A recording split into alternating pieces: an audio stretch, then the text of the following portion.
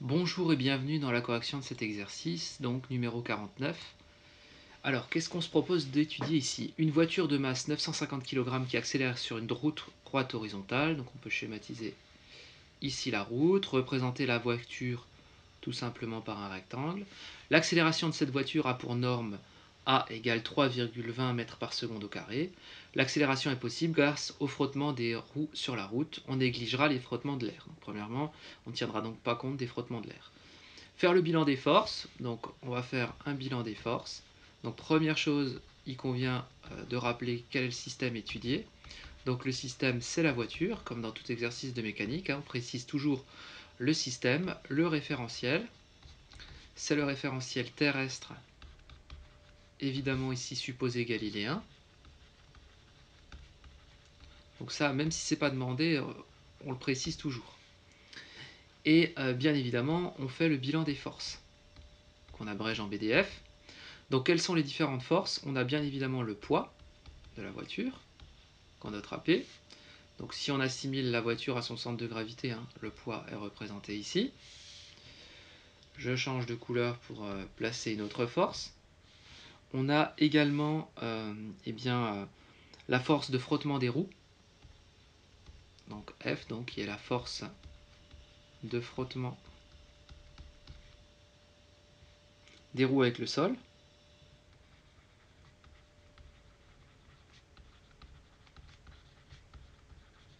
Alors bien évidemment, cette force, elle est dirigée dans le sens du mouvement. Donc elle s'applique ici. Si on représente tout au point G, elle est là. Mais bien évidemment, elle est au contact. En toute rigueur, elle est ici. Elle est au point de contact entre les roues et le sol. Et puis, bien évidemment, on a la réaction du sol. Donc la réaction du sol, qu'on peut appeler par exemple R ou N, peu importe. Donc la réaction normale.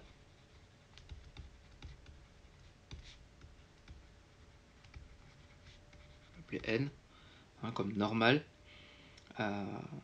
qui est une force donc verticale dirigée vers le haut. Donc pareil, je la dessine ici. En toute rigueur, bien évidemment, le point d'application est ici un point de contact avec le sol. Donc on a ces trois forces qui sont représentées sur la voiture. On nous demande ensuite d'appliquer la deuxième loi de Newton, qui est donc deuxième loi de Newton. Donc somme des forces extérieures au système égale masse fois accélération. Donc on a toutes ces forces-là.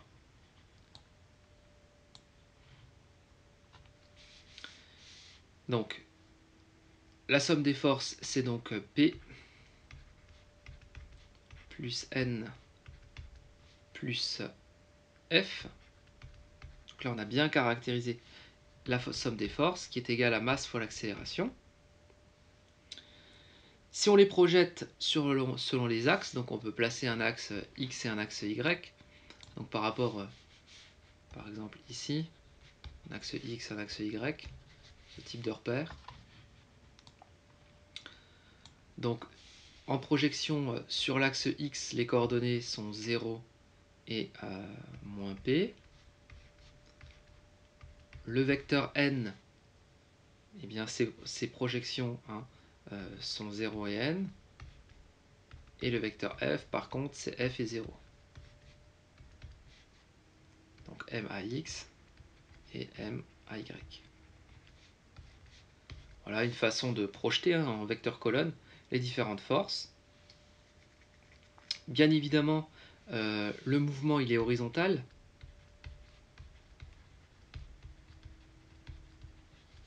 Ce qui implique que AY est nul. Et de ce fait, en regardant simplement la dernière ligne, c'est-à-dire celle-ci, on peut dire que moins P plus N est égal à MAY, mais MAY est nul. Donc finalement, c'est égal à 0, ce qui entraîne que P est égal à N, qui est égal à mg. M étant la masse de la voiture et G tout simplement l'intensité de la pesanteur, hein, qu'on considère à peu près égale à 9,80. Donc on peut facilement connaître donc, cette valeur.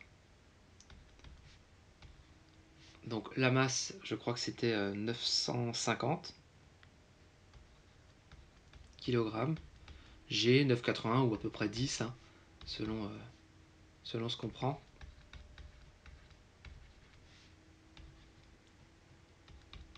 Donc là, on a la norme de P et de N. Bien évidemment, on va maintenant exploiter l'autre partie de l'équation, c'est-à-dire celle-ci. Donc l'autre morceau de l'équation de la projection, elle est là. Voilà, tout simplement, ça nous mène à F égale m à x. Or, on connaît l'accélération et on connaît la masse. Donc l'accélération, elle valait 3,2, si je me souviens bien, 3,2 mètres par seconde au carré. Donc on a juste à faire la petite multiplication. Hein. Donc 950 fois 3,2. Et on trouve 3,04 10 puissance 3 newtons en valeur pour F. Donc on connaît parfaitement la valeur de ces forces. On nous demande ensuite en question C, quelle est la vitesse de la voiture au bout de 5 secondes? Donc vitesse au bout de 5 secondes.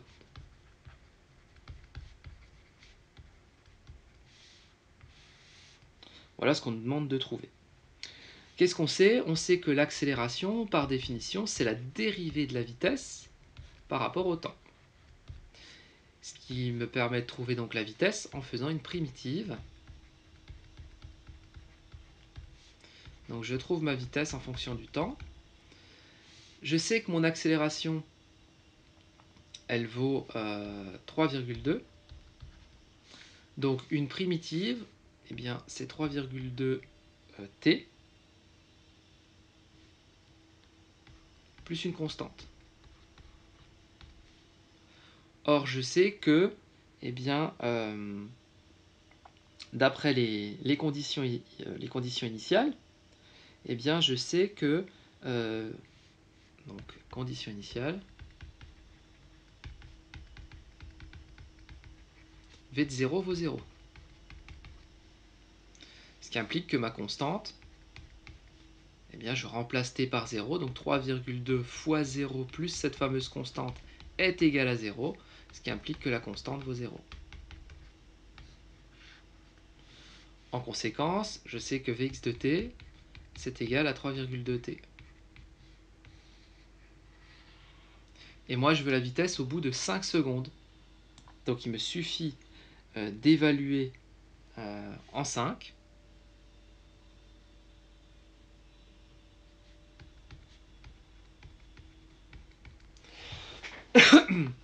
Tout simplement, hein. Donc évaluer en 5. Et donc j'aurai simplement une valeur, hein, qui va me faire 16 mètres par seconde.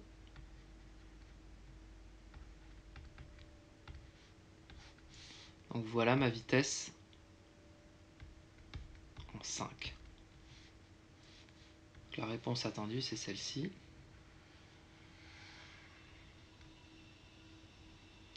Voilà. Ensuite, question D. Eh bien, en question D, on me demande quelle est la distance qui a été parcourue alors par cette voiture pendant les 5 secondes. Ça, c'est pas trop difficile non plus. On sait toujours que la vitesse, c'est la dérivée de la position par rapport au temps.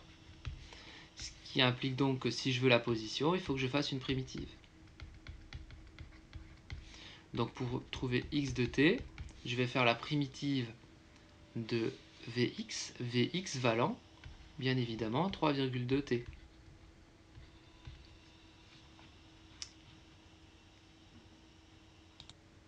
Donc la primitive est égale à 3,2 t carré sur 2, plus une nouvelle constante. Il faut évaluer cette constante. Or, pour évaluer cette constante, il faut regarder les conditions initiales. Et la voiture est centrée en 0, donc AT égale à 0, x de 0 vaut 0.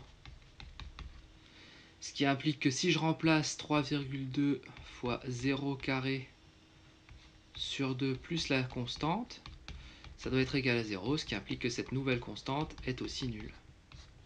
Conclusion, x de t est égal à 3,2 t carré sur 2.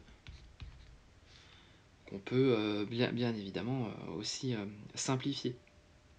Donc au bout de 5 secondes, où est la voiture? Eh bien on évalue en 5. Au bout de 5 secondes, donc x de 5, c'est égal à 3,2 fois 5 au carré sur 2, ce qui fait à peu près 40 mètres. Donc voilà la réponse. Au bout de 5 secondes, la voiture a parcouru 40 mètres.